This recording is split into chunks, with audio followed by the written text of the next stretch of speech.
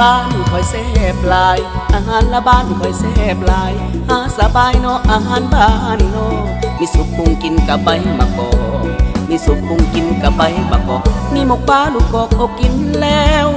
แซ่บหลายต้มปลาคอใส่ไข่มดแดง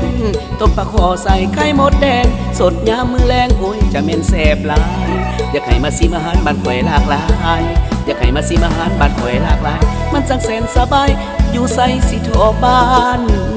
เฮา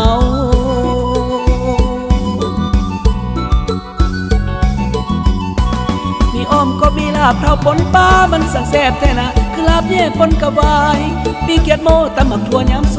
วยมีกุจีมีจีรอดที่ได้มันจังแสนสบายอยู่ใส่สิทอบ้านเฮา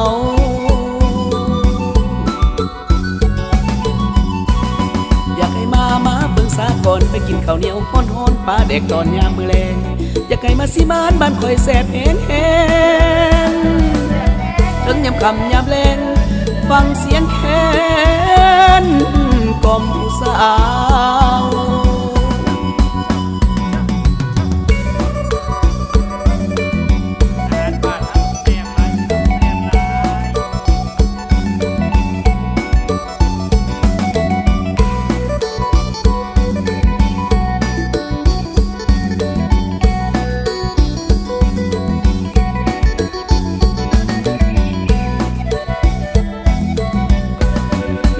ก็มีลาบเท่าปนปลามันสั่งแซ่บแท้นาคือลาบเย่ปนกับวายปิ้งเกียดโมตำหมักถั่วยำส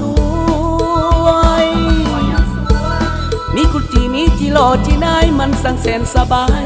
อยู่ใส่สิทอบ้านเฮา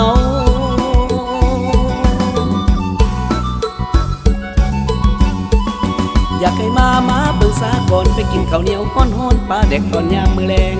อยากให้มาสิบ้านข่อยแซ่บแฮงถึงยามค่ำยามแลงฟังเสียงแคน